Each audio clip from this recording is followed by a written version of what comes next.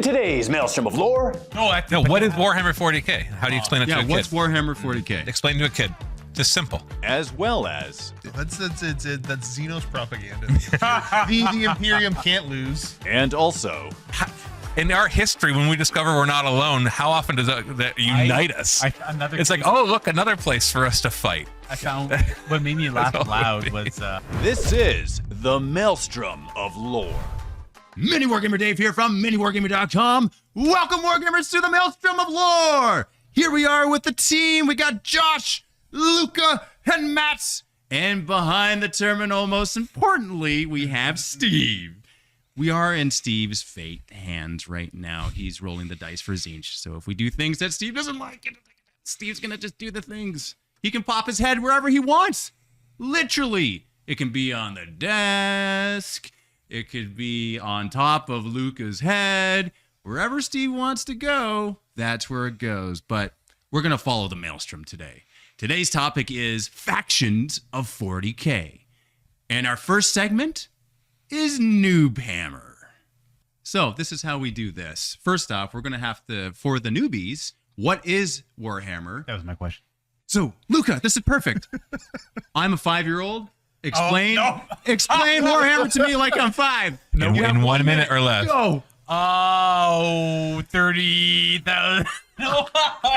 Where do I begin? It's like I am the worst person to ask for this. That's why it's perfect. No, this is great. All right, where do you begin? Your minute's running out, buddy. Well, it is. I don't even think it's a sci-fi. Technically, a 5-year-old wouldn't even know what a sci-fi is.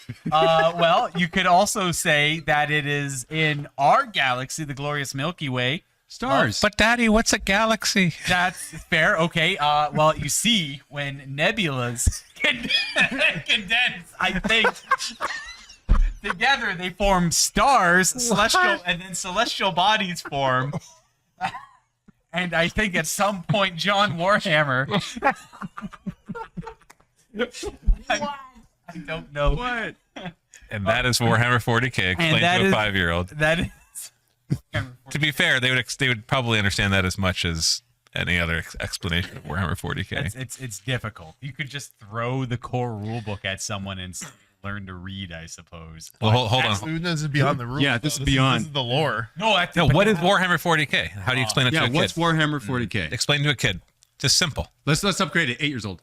Oh, 8. That makes this much easier. In Yes. fact, that's actually when I learned how to play. That's when I first got into it myself when I was 8. So that's, there you go. How did your friend's dad describe it? That was literally it. That was literally it. Yeah. You're describing my childhood. Well, I don't remember him describing it at all. I remember him frantically trying to teach us how to play, and that does not work with 8-year-olds. So I just remember it being Terminators, guys in giant armor, killing guys not in big armor. Is this real life? Yes. And that, to me, this is awesome. Like, my guys just can't hurt his guys, and they're dying en masse. I love this. That was second edition Warhammer 40k. It was a Terminator versus Astra Militarum. Okay, Josh. Let's say just a general description, brand new person to Warhammer. How would you describe what is Warhammer 40K? Well, I mean, so it's a tabletop war game that's perfect if you're looking to never have any, money and always have something to complain about. Yes, if you like to complain. complain. So it's a dystopian kind of grimdark futuristic setting. What is dystopian? What is dystopian? Dystopian, like things aren't good. Like it's depressing. Yeah, I don't know if I want to explain dystopian to an 8-year-old. Opposite of utopian? Yeah. No, this isn't to an 8-year-old. This is a general description. Why do I have to describe to an 8-year-old? Yet Josh gets a fully grown adult. Well, you'll see. You'll see. Everybody apparently. So yeah, it's a grimdark setting. Sci-fi, approximately 38,000 years in the future. What do you mean by grimdark? Grimdark. It ties into the dystopian and just everything's depressing. Like nothing. Okay. Yeah. Not happy future. Everything's as miserable as possible. So take, I guess, any other sci-fi intellectual properties you're used So to. it's like Star Wars? Yeah, but like all the depressing parts, and that's all that there is. So take like all the really dark, depressing parts. All right. So episode 3, Anakin, young aliens, like that. The younglings. Yeah. Yeah. Like, that's same. Like, that's a good day in Warhammer. That's 40K. a good. That's like. Yeah. Okay. All right. So Matt. Matt. All right. Now it's for like the PhD version of Warhammer. All right. Okay. Well, you see, it turns out that if you fold space in just the right way, if you actually look at it in more like the string theory, how there's multiple dimensions, then in the upper dimensions, you're able to actually be able to jump to a separate area of space that doesn't follow our current law of physics. And even if you found the unified theory of everything, it wouldn't apply there. Right? And because it doesn't, but it could at some points in some places. In fact, what you do is you construct devices that are able to project your physical interpretation of the world around them. And that allows you to maintain a series of order to your mathematical equations around you and slip in and out of this space and travel faster than the speed of light. Hold on, we're still playing a game, right? Of course. This is actually integral to the enjoyment of this this entertainment is that we need to understand that there is this space, this dimension, this hyperdimension that exists. So if I want to slip in and out of dimensions, play Warhammer. Yes, exactly. And you have to then, there's a little bit of fiction involved, of course. It's not pure science. But there, it is postulated that we could eventually evolve to have the psychic abilities to pierce into this other dimension. And much like the navigators from Dune, if you are familiar with that, be able to kind of warp reality around you and enter this quasi-hyperspace, if you want to really dictate it as such. Remember when I'm trying to use every word I'm trying to come up. I'm like, how do I make that a larger word? That is, I will say that's kind of one of the factors I think it's coolest about it is like there's always been like latent psychers throughout like human evolution, and like as you get closer towards like 40K setting, they're a lot more rampant, obviously. Yeah. And like you can like look through like it tries to time like some like historical figures, like maybe people who are like shamans or they could see the future. They might have had psychic powers back in the day. I'll just put it this way: this present day, like today, like 2023. Or 2024 by the time you guys are watching this. Oh, true. The Eldar are currently they've taken over pretty much the whole galaxy. So there's a space elves. Space elves are the Eldar. Yeah, that's the Eldar. The Eldari. Yeah, so they currently, right in our present day, have a empire that spans the entire region. Not every planet, obviously, otherwise we would know about them. So in Warhammer, they're the Illuminati. they run Earth as well. Whoa, no! The set is falling down. Terrifying. We need to pause and fix that. Yeah, we should probably pause. So yeah, no, I think, okay, I don't have all the things perfectly because you have present day 40K is like 40,000 AD, roughly. 30,000 AD is Horus Heresy. 20,000 AD is Horus Age Heresy. of Apostasy. What did I say? You said Horus. No, I'm just 30,000 is Horus Heresy. to say Horus Heresy is a blanket thing. If I was No, I'm trying to figure out what a present day is. I'm trying to work backwards without explaining everything. Like what does 2023 look Oh, like? no. in Yeah. Warhammer 40K So now? 30,000 is Horus Heresy, which is an event in Warhammer 40K. If you're not familiar with it, that's We'll okay. get there. 20,000 is It was Age both- of Apostasy, Is it? Or is and it then 10,000 was the Great Crusade. I Great Crusade. I could be incorrect, but I think around like 13,000 to 15,000 AD is when they like had the golden era, they conquered the galaxy. Right. began. So that would be after the Eye of Terror then. I can't remember. Yeah, for the because life of his- me when the Eye of Terror formed. Because I'm pretty sure wasn't Eye of Terror forming what cut everybody off? By the time No, that was No, that's actually what reopened it. we're going to see in the comments, definitely. Oh, the yeah. timeline You know what? There's a explained. reason I have a computer here. yeah. We got a computer for yeah. this for the finer details here. So if I was a Harry Potter fan, okay, If you were, if I was, which I am to a mild degree, right? Compare Warhammer to Harry Potter well, okay. in a way in which I can understand it. There are much like the schools in Harry Potter. There are chapters of Space Marines. Oh my goodness! There's houses Do you then. have the information? I do have the answer, but What's the answer? continue. Go ahead with your answer. So the Eldar, the fall of Eldar was around 25,000 to 30,000. So it was right before the Horus right Heresy. before the Horus Heresy. So yeah, so humanity started to spread, but they didn't get very far before there was too many warp storms and stuff. So you know what? That's actually, I'm curious now because it's not clear in my brain. So if we were to start right now and we were to go to 40K, the year 40K, 40,000, what happens next? What's the big? Well, like if right now we could take a spaceship and go far enough, we would run into the Eldar right now. right now. Today. Where? First contact. Everywhere. So like They've taken Mars. no. So I mean, outside like, of our solar system. sure. Heck, they maybe they have a ship floating around in our solar system that we haven't seen. So definitely galaxy though. But in the galaxy, they are the predominant species. They have taken over the majority of worlds. They're fighting the orcs mostly. But they've basically won for the most part, and they're living like they're basically immortal. They don't know what to do with themselves, and so they're just like looking for every entertainment possible in every way, which causes their downfall in the end. Yep.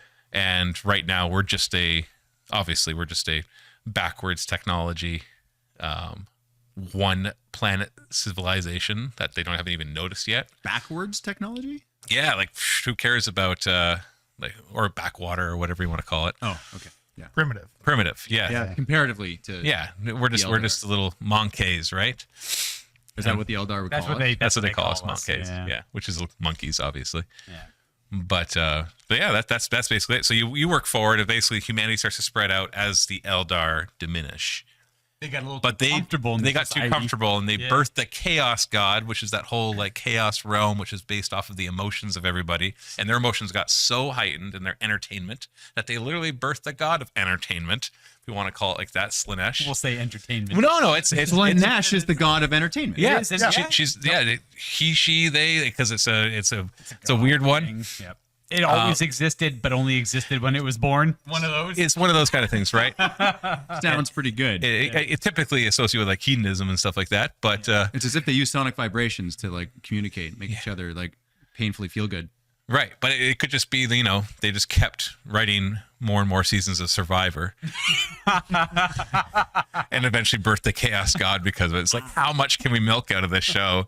And the God just birthed and made the Eye of Terror, which was like a terror in space that says, please stop making more Marvel shows. And it's just like, it got excessive, and that's why she's the goddess of excess. Excess. Yeah, too many Marvel movies and films. Come up with something new, please. We shouldn't follow in the Eldar's footsteps. Yeah, exactly. So stop following. Yeah, Eldar, that's what they did. It was just like 75,000 different Netflixes, all like vying. Oh, different ones. You have to all pay subscriptions. You have to pay for subscriptions for all of them. And they're all just putting out as many shows as they can and canceling them after one season, no matter how good or bad they are. Siege Studios, what a fantastic job you did painting up these Amari, the Shield Maiden, and this Architect. By the way, this is a sponsored segment here, right in the middle of the Maelstrom. It's self-sponsored. We are promoting Ravaged, which is our tabletop miniature war game we're developing. We're writing the rules for it. We're doing play testing. You can look at that on the channel as well. And the best way to support this project right now, which is here to stay, by the way, it's been here for a couple years now, and we are going into distribution, into retail, into independent retailers. We want to be able to say, pick up Ravaged from your local retailer. But first, we need to get it out of the crowdfunding era, which is where it is right now. But the more we're supported there, the faster it goes to retail. So pledge, the late pledge is open, get your stuff. These are Amari models. They look fantastic, and they are painted by Siege Studios, which I'm particularly biased for because, we've known James for over a decade, and they do fantastic work. Now back to the Maelstrom. This is Galactic Showdown. Now, this is where we kind of do a little bit of, who would win, other than Chaos, of course. And, Tau, they don't count because they're not even in the running. Who would be the best faction? The best? The best faction. Like, The best Who would win? Like if they were all just Royal Rumble, every single faction against each other. Everyone always... There's always so much arguments about this one. Always so many arguments. Yeah, what do you think? Argue away. Yeah, what do you think? Everyone could win. Well, who? No, of course. You're wrong. Eldar already lost. Who eventually wins? I'm all for the Eldars uprising again. Let's go Eldar. I, for one, support my Eldar overlords. I love the Eldar. Of course they could win. What? Why not? Have you seen them in 10th edition? Come on, dude. Do the Tyranid win? I think they might. Well, I mean, they're like their scope is like endless. It's insane. Like, yeah. They literally just like float through black space, consuming entire galaxies. So space bugs, Hard to compete with that. who are basically cells in a massive organism, right? Essentially, One way to look at them, yeah. they are galaxy wide, so wide they gape and they eat the whole like. That's Xenos propaganda. The Imperium can't lose. The naysayers have tried to say that these Xenos races have a chance. They obviously don't. The Imperium stands. So the Imperium's never lost. You know what? I'm all in. I think the Imperium will probably absolutely win. Yeah. So the Imperium, humans, Space Marines, like every part of the Imperium. That's just humanity. Yeah, It's humanity wins. Humanity wins. Humanity wins. Yeah. Would you consider a Space Marine to be human? Superhuman. Superhuman. What's that? It's got the word human in it. Is it a Primarch a human? They often contemplate this. Minoid. Yeah. Well, that's a good question. Fair. Yeah. Well, here's a question, really. What does it mean to win? Exactly. So how do you win? What does winning mean? Surviving. Okay, so currently they're all winning then. King of the Hill. They're all One. No one else can survive. One. Every last one standing. See, here's the problem. Here's the problem with Imperium ever being able to win. Because I don't like where this is going. no, here's the problem. Let's say the Imperium actually managed to wipe out the Tyranids. Okay, they actually find and hopefully they never do this with the Tyranid lore, so please don't. They find the brain bug that's in charge of all of them and kill it, and they all mysteriously stop working. Yeah, that would suck. That would suck. Don't do that, please. Don't please, Independence Day, though. please do not. No. And then let's say they find every Necron tomb world and they scour them out and kill them. Then let's say they find somehow all the orc spores, so they never come back and they kill all the orcs. And then they conquer the Tau Empire. That would actually be an easy one. No, seriously. They're minor. No, the Tau can't win if anybody really focuses on them. The only reason they're growing is because everybody's too busy. And then the Eldar, of course, they wipe out the last of the Eldar. They go into the webways. They kill the Dark Eldar. Wipe out everything. They will never be able to get rid of chaos. It's impossible. Because chaos is just a reflection of their emotions. That's right. So either they'll have the same problem as the Eldar, where they will get rid of everything, and then they'll have nothing else to do, or they'll always be warring with each other, because that's Sorry, I have to correct you. Sorry, you destroy chaos by a massive culling of humanity. Yes. Okay. So I was going to get to that. And so, but eventually, because it's just like how Thanos' plan doesn't make any sense, that you kill half of everything, and they just within 100 years it's back to where it was, right? Like you can call a good, because the problem is chaos rises up wherever there's enough psychic minds to cause it to rise up. And so yeah, you kill, let's say, 99% of humanity, so you get rid of chaos. Well, then is that winning? Because you just killed 99% of humanity. And by the way, they'll eventually get back to those numbers again anyway. Just do it all again. And it comes right back. You wipe the Xenos out. There's nobody left to fight, so you just fight yourself. And you just chaos, fight. Chaos is defeated once humanity. But how do you can't defeat Everyone chaos? loses. Everyone loses. except for the 1% of people that are left. So what I'm no, but eventually those 1% will multiply, and then chaos will reign again. You just got to call down again. So you got to That's population that's control. very Imperial. Is that winning? Yeah, Constant pruning. That's perfect winning. Of course it is. All right. Okay. Well, you wouldn't be able to have very many people because it doesn't take very many to awaken chaos. What's the number? There you go. Well, here, You probably like thousands of worlds before they notice you, but we're talking a galaxy of hundreds of millions of possible worlds. Here's a question then: what races could survive with humanity and chaos no longer in the picture? Well, that would be Tau Okay. and some other Xenos races that they turn into their So federation. only Xenos races, only aliens. Certain Xenos It races. depends if the Tau have like latent psychic. Well, they connections, as far as we know, they don't. As far as we know, they don't. Orcs But and no. orcs, I don't think orcs are ever bothered by chaos on their own. Chaos usually comes up because of some other races. But they do have psychic. Yeah, but their psychic, their green psychic stuff is different. Like, do you ever see an orc, like an orc equivalent of a Chaos Space Marine? There used to be back in the day a case of that. I think they've retconned that. Right. But there's the thing. Do orcs ever fall to chaos? I'm not talking about the ones that go into the warp and come out warped and because they've been in there for so long. I'm talking about like ones who worship chaos gods. Do we have any of that? I'm actually curious. 30 years ago, there was in the lore, but I don't think anymore today. I don't think they've touched on it a whole ton. So I don't think It would be they cool. Be mutated. Chaos orcs. That would, like corn orcs. Yeah. Used to be The original Storm Boys. Yeah, because that used to be a thing in the old. Why is that not a thing? I think that was a It thing. was. It was. Yes, 100%. yeah. But why is it not a thing anymore? They kind of took it out without saying anything about it. I know, but Yeah. chaos orcs, that sounds super cool. As a faction, Yeah. like completely separate from orcs. I Back in believe the the retcon is actually because the retcon the orcs are created by the old ones to fight chaos. So they're immune to the effects. I guess that makes sense. because back in the old Demon Hunter book, they had to justify putting the Demon Hunters on the table. So no matter what faction you're playing against, they had some sort of influence by chaos. So if you're playing like orcs, they get a few extra points for some chaotic upgrades and be like chaos influenced orcs and stuff like that. But Otherwise, why would we be fighting them, right? Exactly. Otherwise, they wouldn't be fighting on the table. Yeah. But that's more of a game mechanics thing. Yeah. So, but if we're asking like who could survive, it has to be races that don't have a psychic presence. So that would be Tau, or Necrons. If Necrons manage to complete their objective, they currently have an objective of creating these blackstone pylons everywhere that actually they're actively trying to fight against chaos. Yeah, that they would shut off the warp. Yeah. And I'm curious what that would do to humanity. We know what it would do to humanity. It basically kills us. Because anybody who enters those areas becomes like you really lose your they're pretty much lifeless, So or they're nullified. they're nulled. Yeah, but to the point where there's like they almost like stand around doing nothing.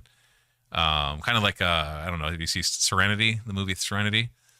That's based Firefly off based off of Firefly, yeah, or the continuation of it. Ending of it essentially. Yeah, spoilers. That turns out that the one virus they released in the one planet just made everybody it was supposed to calm them down, but it just made them calm down to the point where they just kind of sat there. One flew over the cuckoo's nest Until they just died. Lobotomized them. Yeah, until they just kind of sat there and they just stayed there until they died. So I think that's what would happen. But Necrons would win and they'd be happy, or Tyranids eat everything and move on and they're happy. They would just keep doing their thing. Yeah, but it can't be humanity. I'm sorry, Josh. So you can be incorrect on that. That's your I debate. just don't agree with that. That's your debate. Is you can be incorrect. It's just the underdog story. I disagree with you. So it actually sounds like Tyranids and Necrons. Or Tau somehow. I don't. Nah, I feel like Tower. it's not no. even. So if it was Tyranids and Necrons, though, it was just those two. Who wins? Just those two. I mean, well, Necrons. survives? So on one end you got Tyranids. They're like endless, right? Typically, like there is no. They're very unknown, and the Necrons have space magic. Yeah, Necrons have technology beyond what we can even imagine. But here's the thing: like they both could win. The Tyranids could go through, kill everything, and then they leave. It'd be overwhelming. And they leave, and then the Necrons wake up from the rest of their tomb worlds and go, "Oh, neat." Nobody to it. But they'd also be disappointed because one of their goals is to try to find ways to get back into regular flesh and blood bodies. But I guess they could just like resort to cloning and Well, stuff. the whole reason they kind of went into their stasis was to, after their war, they kind of ruined the galaxy. So they wanted to come back to a healthier galaxy. Kind of. So after the Kind of, yeah. Tyranids would eat everything on the They'd wake up and then go back to sleep and And wait like, for it. oh, I guess what it's Life It doesn't sound like life something would to me. evolve again. Here's 60 million years. Let's go. Crank up that dial. I know we're going to cover Tyranids in a future one, so I don't want to get too deep into this. But like Tyranids are just surface feeders.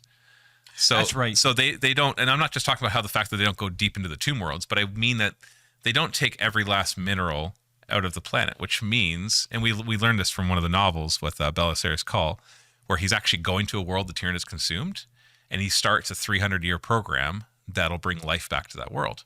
And one of the ways that he does it is, and it's actually kind of neat because it's one of those rare moments where they put science into it and it makes sense. But he has these incredible like city-sized machines that drill into the crust and then release stuff into the air, slowly building the atmosphere back up. Because in the crust is locked away nitrogen and oxygen and carbon and stuff, and he's able to take that and just shoot it back into the air. And he's like just kind of nonchalantly, he's like, in 300 years, give or take, we'll get this planet back to the point where it has an atmosphere. So it sounds like what you're saying is that if there's, some portion of humanity left after the Tyranids win and move on, that we could just reseed the galaxy and be fine. Yes. Yeah. That sounds like humanity winning. Except that you get picked. No, you get Okay, cool. you get picked off by the Necrons at that point, though. You wouldn't stand a They're chance. sleeping for 60 million years. Yeah, they'd wake up. They go like, "Oh, there's just a few of them. Let's go back to sleep." Yeah, so they're Yeah. asleep, and we got 60 million years to do. But is that winning? If you have an Sounds like eventual winning. demise, You know how many times we would peak and dwindle and peak and dwindle in 60 million years? Yeah. like, we've already done it many times in the past. How many thousands that Well, even of 40K. known civilization? No, I mean in real life. Oh, in real life. Oh, we gosh. like how many empires have like we are now conquering the whole. so good at doing Yeah, that. we now have the whole world. The sun doesn't set on this empire. And it's like, and just as he says that, he gets stabbed in the back, and a civil war starts. Like, Again, that's why humanity is the greatest. Is we don't need some Xenos influence to create a giant empire and then ruin it ourselves and then build another one. We're so good at that. Like I don't see how you can argue that we're not that humanity's not the winners. Built-in kill switch. Essentially what you're Hey, we're pretty creative at how we do it sometimes. Even in like the 40K setting, it happens like 4 times up to the Horus Heresy. Then it happens again in the Horus Heresy. well, and this is a good explanation of what Grimdark means, right? There is no hope. Yeah, there's There's only war, Yeah, which only war. is probably I don't think the future in real life is grimdark, but the fact that, you know, I don't think that there's a Star Trek conclusion. You don't think we're getting the nice Federation? No, and even like Star Trek doesn't actually. It's funny how it's evolved too. But putting that aside, but that whole like eventually we're just going to hold hands because we discover we're not alone in the galaxy. It's like no, the moment we discover we're not like in our history when we discover we're not alone, how often does that unite us? It's like oh look, another place for us to fight. I found what made me laugh loud was I was playing Mass Effect 1, and you come across like a little bit of the narrative, and if you're familiar with Mass Effect 1, oh yeah, you come. I think they come across the Turians at first, immediate war. Yeah, it's like the first contact is war. There's no peace. There's no but peace. The Turians are kind of like antagonistic too, though. They're like the Klingons. Well, and if you think about technology, it's actually terrifying if we ever meet real aliens, because the distance between planets. If we don't discover faster than light travel, which current science says that we can't. So let's just put that aside for a second. That means that you send out a ship and you meet those aliens. By the time you can come, and let's say those aliens are aggressive, by the time you can come back and tell everybody that, the aliens could have sent world-killing missiles, right? But to the aliens, that's terrifying because those missiles would take years to get to you. And by the time we've discovered they're sending world-killing missiles, well, I guess we'll just have to develop the technology to better them, and it becomes an arms race that you can't keep track of because everybody's so far away. They're so far away. And even in 40K, in Warhammer 40K, where they have faster than light travel, the madness of the bureaucracy of maintaining the millions of worlds means that you literally sometimes don't know you're being invaded until 100 of your planets are gone, and that's when somebody's like, "Huh, you know who I haven't heard from lately? Yeah, that entire sector." You know who hasn't paid their taxes? Yeah, these guys haven't paid their taxes in the past 75 years. Yep. We should send somebody to check on that. And they come out of warp, and there's like an entire fleet of the Tyranids, and they're just like, oh, that's why. You just write that sector off and move on. Yeah, exactly. What a big deal. Yeah, no. That's why we have. That's why the Imperium has. Was it like 1 million worlds or something like that? Yeah, I think? but the Eldar did too, right? Didn't work out so well for them. There was like a quote in the back of like a Battlefleet Gothic book I remember reading. It said something about like for every one planet that goes dark, we bring 10,000 back into the glorious light of the Empire. Holy man, what's going on? That sounds like Imperium propaganda to me. That's probably propaganda. What's an easy lose then? What's an easy that race? Yeah, it's an easy. The bottom. Yeah, they're so. Like, hey! The Tower probably sitting there going, "Well, that's just how you guys started." Looking at the humans, right? Except that they figured out a way to fold other races, and like during the Great Crusade, we weren't killing all the aliens. Humans weren't killing all the aliens. We were friendly with them for the most part. Yeah. And if you read the first Horus Heresy books, right, Horus goes out and they're peaceably talking to some of these aliens, the ones that don't attack, obviously. So what aliens are they peaceably talking to? Well, the ones that they found out later on that they had the chaos artifacts, and they went back and killed them all. No, because that was because they found humanity. From and there was an alien species that had gotten folded into that human empire. They decided to not immediately wipe out all the humans and aliens. They were I'm just saying during the beginning it wasn't all about let's just kill everybody but humans. It was because they were willing to kill some humans too. Yeah, of course. Thanks for tuning in to this week's episode of Maelstrom of Lore.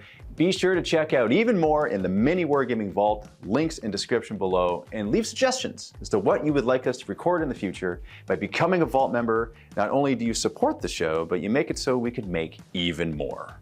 Thanks again, and happy wargaming.